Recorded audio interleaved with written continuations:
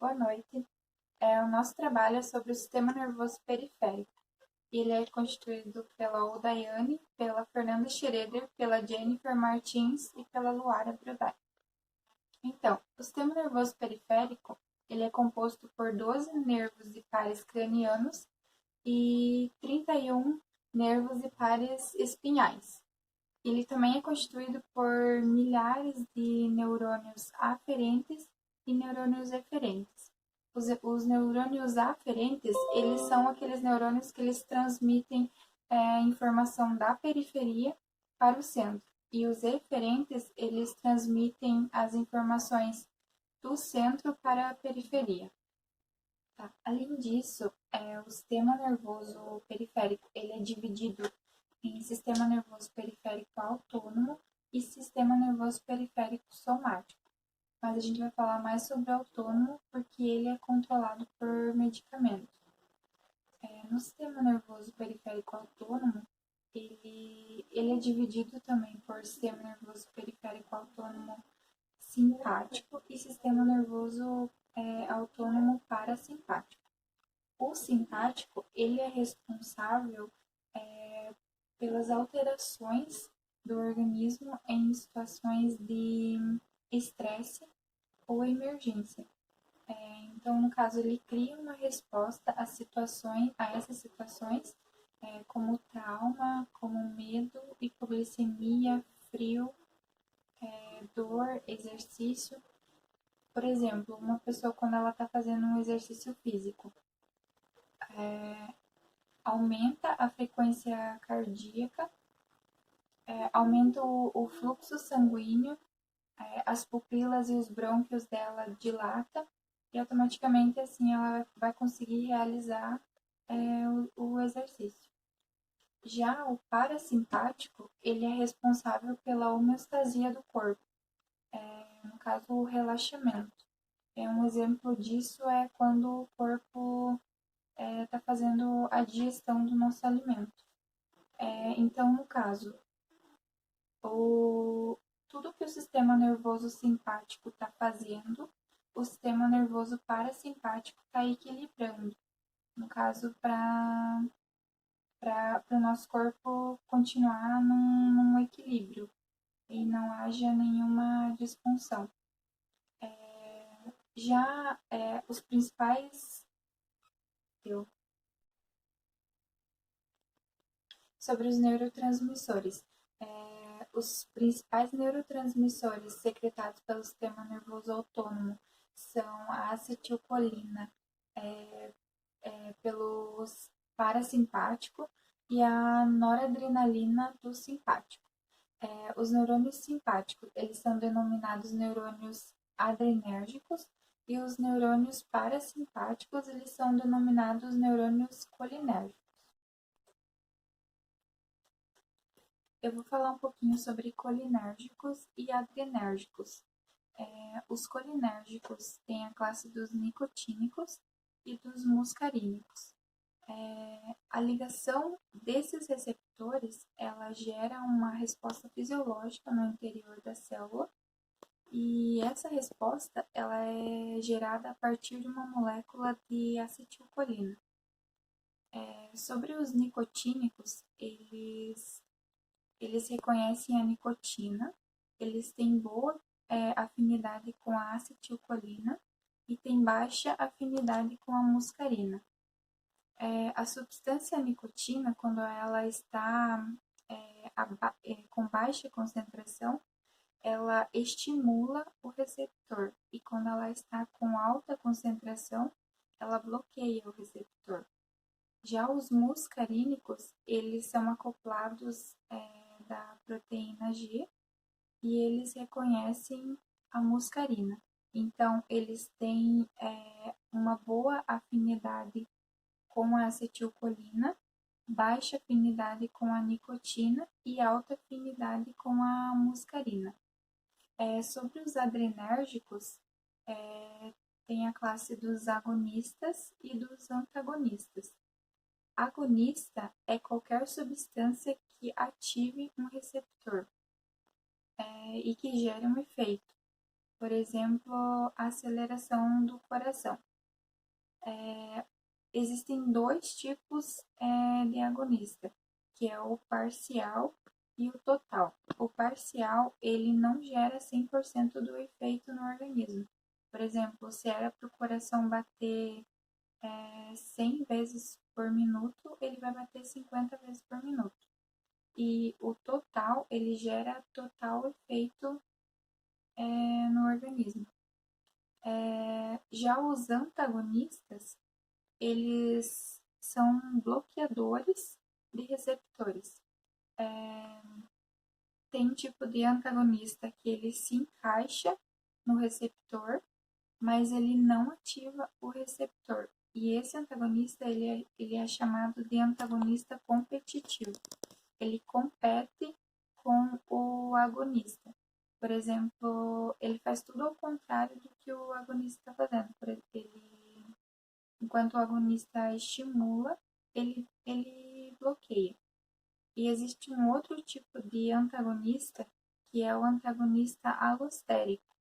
Esse antagonista, ele não se encaixa no receptor, ele encosta, na verdade, no receptor, e na hora que ele encosta, ele muda a estrutura desse receptor, e esse antagonista, ele é muito mais forte do que o outro antagonista.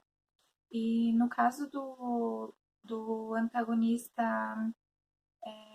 competitivo e o agonista, ganha quem tem mais concentração. Cinética do betanecol. A administração dele é via oral ou subcutânea. Ele age no trato gastrointestinal e urinário. E a meia-vida dele é de 1 hora até 6 horas.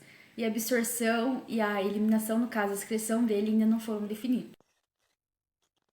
O betanecol, a farmacodinâmica dele. Ele aumenta o tônus do músculo destrutor urinário. Ele atua nos receptores colinérgicos das células afetoras.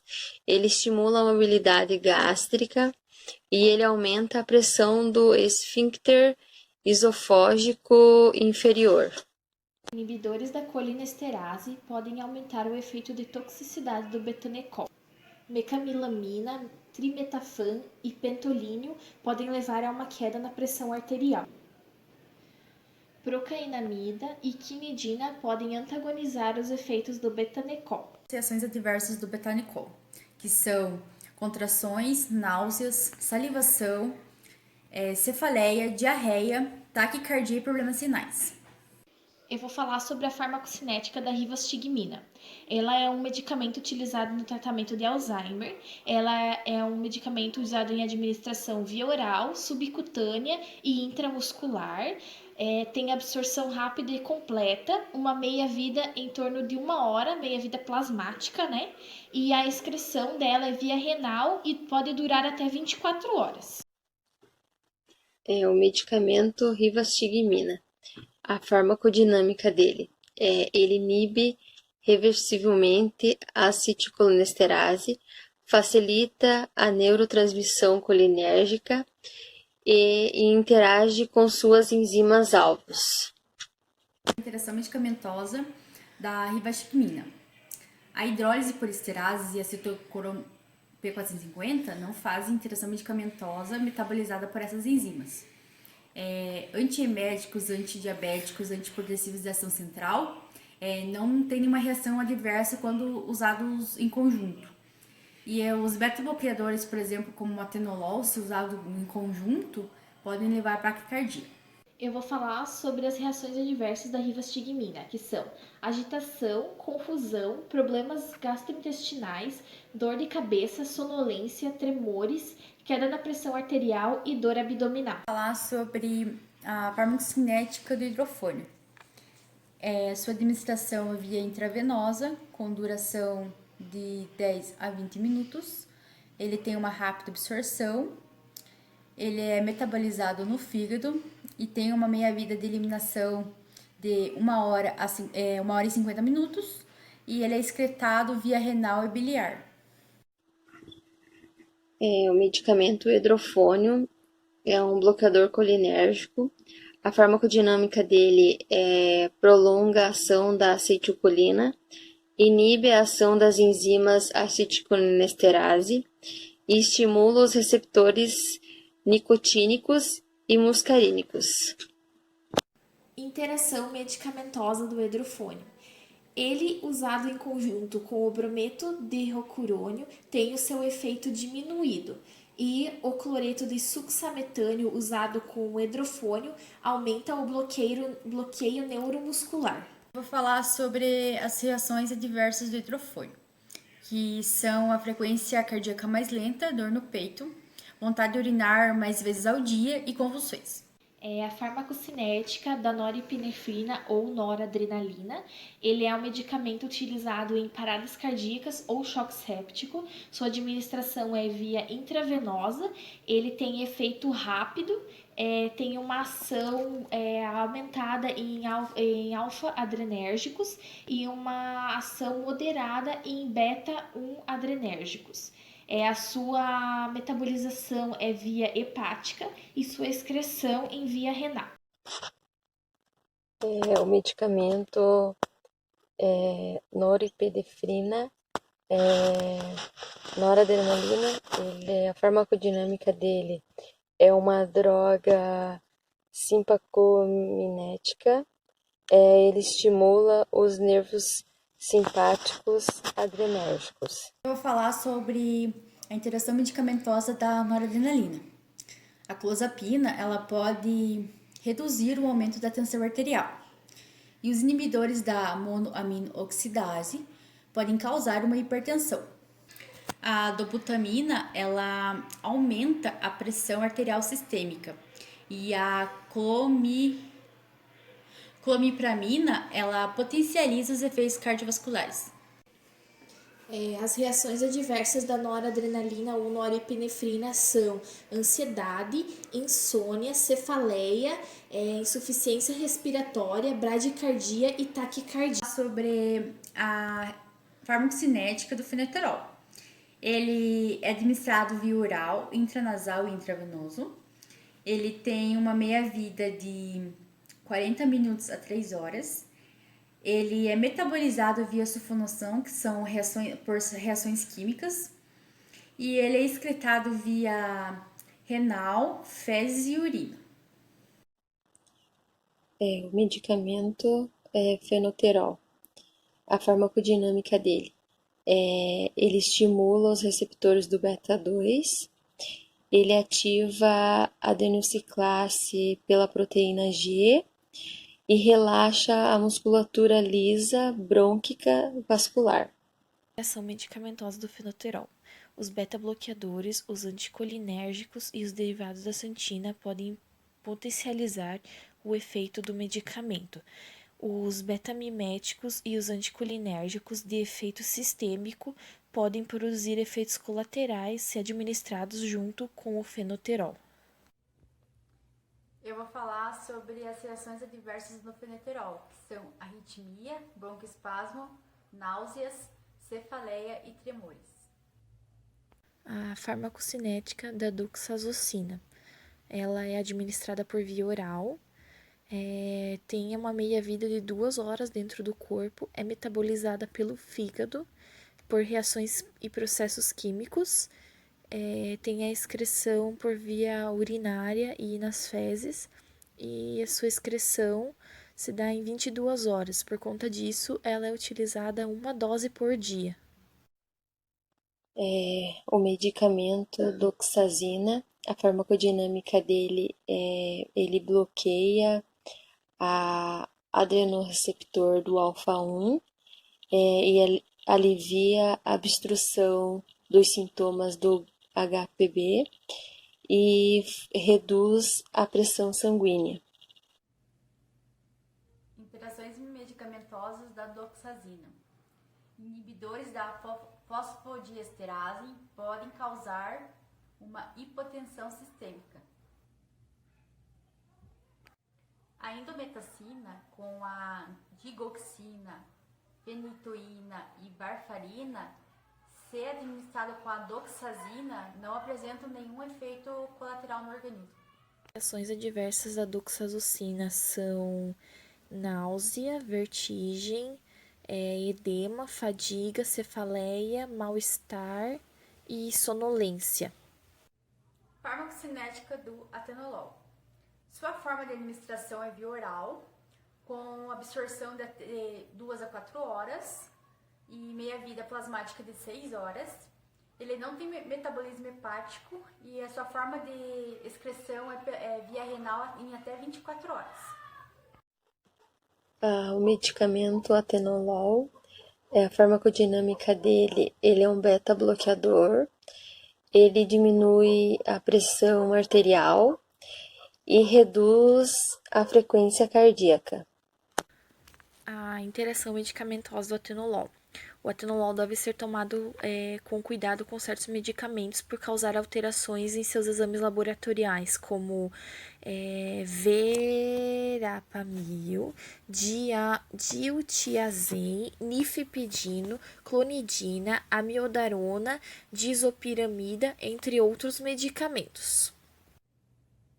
Eu vou falar sobre as reações adversas do atenolol, que são a bradicardia, que são batimentos dos cardíacos lentos, cansaço, tontura, diarreia e problemas gastrointestinais. A farmacocinética da lidocaína. A lidocaína ele é um anestésico de uso local.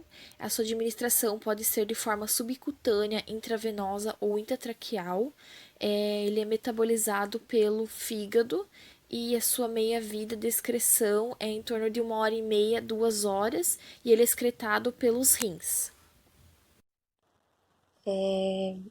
A lidocaína, a farmacodinâmica dele, ele é um anestésico local, é a perda temporária da sensibilidade, então quando é aplicado esse anestésico, a pessoa não vai sentir naquele local aplicado por tempo assim temporário, é algo bem rápido. Eu vou falar sobre a interação medicamentosa da lidocaína. A cimetidina com os beta-bloqueadores, se administrados em altas doses, podem levar a uma concentração plasmática tóxica. E os anestésicos locais e os antirrítmicos, como a mixiletina, podem levar a uma toxicidade sistêmica. As reações adversas da lidocaína. A lidocaína pode causar várias reações adversas. Dentre elas, pode causar toxicidade aguda sistêmica, reações alérgicas e irritação da pele. Eu vou falar sobre a farmacocinética da cetamina. Sua administração é via intravenosa, com início de 45 minutos até 2 horas, com meia-vida de 5 até 10 minutos. Sua absorção é feita pelo fígado, ou seja, onde ela é metabolizada, e a sua excreção é via renal. A cetamina, a farmacodinâmica, ela induz o aumento máximo da atividade metabólica.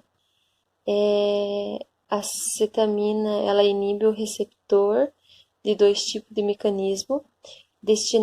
O primeiro, ele bloqueia o canal aberto, reduzindo o tempo médio de duração, e ele liga-se ao receptor fechado por um mecanismo alostérico.